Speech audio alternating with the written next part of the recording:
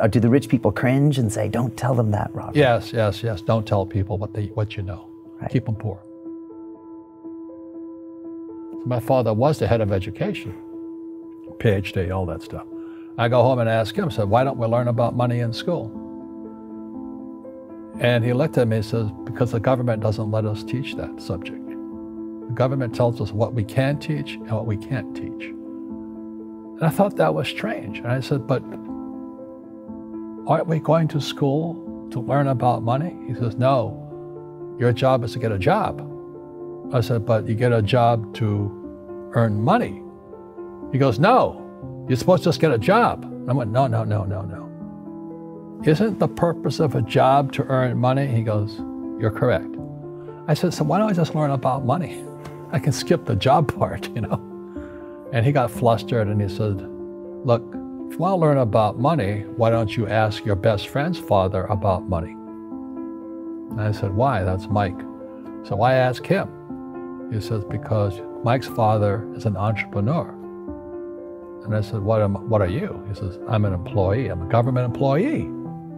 I went, oh, what's the difference? He says, the difference is an entrepreneur must know about money, or they're no longer entrepreneurs. And he says an employee doesn't have to know anything about money, because the government will take care of them, the company will take care of them. So I'm all confused. But I took my dad's advice and I trundled over to Mike's father's office and knocked on his door and I said, hey, I'm here, 9 years old. Teach me about money. He says, beat it, kid, you know. But that's where the story of Rich Dad, Poor Dad started. And finally, through persistence, my rich dad started teaching me about money on one condition. And that condition was he would never pay me. He says, the moment I pay you, you think like an employee. He says, that's the trap. Entrepreneurs work for free. And now I'm 9 years old, my head's going cracking in half. He says, you never want a paycheck. You understand that, kid? I said, okay, I got it. And he says, well, how do I make money? He says, that's what entrepreneurs figure out. So how do I learn about money? So he would just break out a Monopoly game board. So I would work for free. I'd pick up cigarette butts, and he had hotels and restaurants, and I would clean and do menial tasks. And as I got older, I started getting into office work and marketing and accounting, and I was an apprentice basically, but I always worked for free. And he would teach me about money, but the way he taught me about money was playing Monopoly. And finally one day I got upset. I said, well, when are you going to teach me about money? He says, what do you think we're doing? We're playing Monopoly. He goes, no, no, no, no. What do you think we're doing? We're playing Monopoly. He says, what do you think we're doing? So I don't know. I'm teaching you about money. And then that's when, you have one greenhouse. He says, there's many formulas for great success in money. There's thousands of them, but one of the best ones found on the game of Monopoly. It still is today. 4 greenhouses, 1 red hotel. I said, what? He says, one of the greatest ways to acquire great wealth is playing Monopoly in real life. 4 greenhouses, 1 red hotel. Is that all there is? He goes, that's it. And he says, what do you think I'm doing? And I went, I don't know. So then he took me out and he showed me his greenhouses. And 10 years later, when I was 19, I was now in school in New York, and I come back to Hawaii, and Rich Dad had bought the biggest piece of land smack dab in the middle of Waikiki Beach. And when you go to Waikiki Beach today, you'll see the Hyatt Regency Hotel. That was his hotel. Just like the game of Monopoly. Just like the game of Monopoly. Acquired assets and they became bigger assets. He just kept what's called an assemblage, because that property wasn't that big at the time. So he had to buy out all the small guys. Because Waikiki was a little dirtwater little town. So he'd buy out this shop owner and buy that shop owner. And it took him a while, but he finally assembled this large piece of property. And then he and Hyatt put up this giant hotel. And it just sold for $800 million. So that's how I learned about money. I've had financial crashes. I've had people stab me in the back, but they're all good because I grow from it. That's spirituality. Right? People who are afraid of making mistakes, like they teach in school, they don't ever grow because spirituality is there's good and there's bad, there's right and there's wrong, there's up and there's down. Most people only want to be right, they only want to be positive. Well, you can't have that. That's not reality. Because the school system will never teach you about money.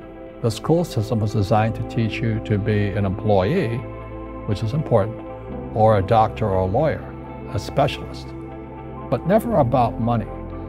And what most people lack is real business knowledge, like accounting, like debt, like taxes.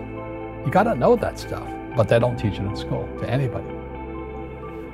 So, and then when people ask me, how did your rich dad learn this when your poor dad, a PhD, didn't? And the answer is very simply, my rich dad was my best friend's father. His father died when he was 13. So his rich dad had this family business at 13 to run. So he had to drop out of school, which was his blessing. Sometimes the blessing doesn't look like a blessing, but it turned out to be a blessing. And then his teachers became his bookkeeper, his accountant, his attorney, his banker, his real estate agents. So he has what I call real teachers, not these fake teachers in school. You see, most teachers in school, they teach subjects they themselves don't practice. I asked the teacher, I said, I'm in my third year of calculus now. It was called strength of materials. I said, am I ever going to use this stuff? He goes, no.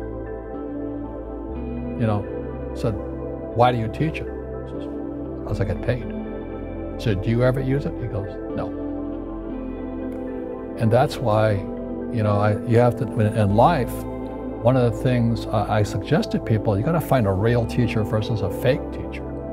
And a fake teacher is somebody who doesn't do what they teach.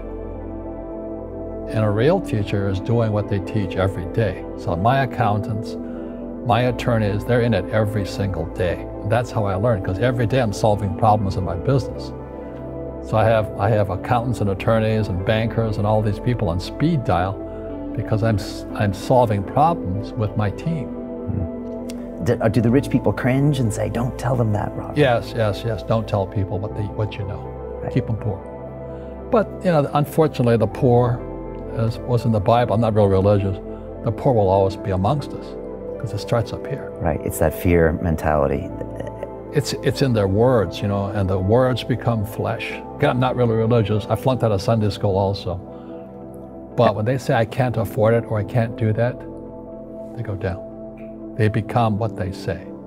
My PhD dad, he says, what do you think I am, made of money? I can't afford that.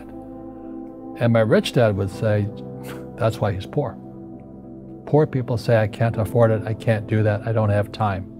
Because it's an escape. It's an escape, you know what I mean? It's easy to say, I can't afford it. And your rich dad used to say what instead of, I can't afford it?